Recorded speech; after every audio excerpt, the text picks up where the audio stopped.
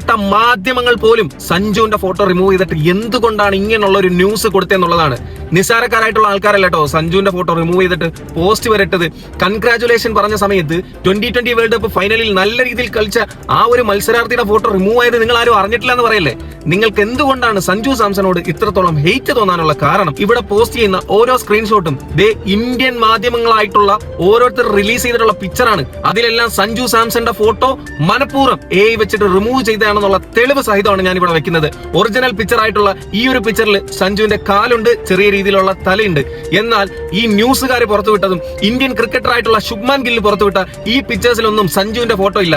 ഇത് ഇവര് റിമൂവ് ചെയ്തതാണോ എന്നുള്ളത് അറിയത്തില്ല. ഏതെങ്കിലും ഒരു വൃത്തികെട്ടവൻ സഞ്ജുവിനോട് ഹെയ്റ്റ് ഉള്ള ഒരാൾ റിമൂവ് ചെയ്ത ഈ ഫോട്ടോ ഒരു കൺഗ്രാറ്റുലേഷൻ ന്യൂസോ പോസ്റ്റോ ഇടുന്ന സമയത്ത് ആ രാജ്യത്തിന് വേണ്ടിയിട്ട് അതിമനോഹരമായിട്ട് നിർണായക മത്സരങ്ങളിൽ നല്ല രീതിയിലുള്ള പ്രകടനം കാഴ്ചവെച്ച ആ ഒരു മത്സരാർത്ഥി ഇല്ലെന്നുള്ളത് ഇവർ അറിഞ്ഞിട്ടില്ല എന്ന് പറഞ്ഞാൽ അതൊരിക്കലും വിശ്വസിക്കാനായിട്ട് പറ്റത്തില്ല. Must apologise about this.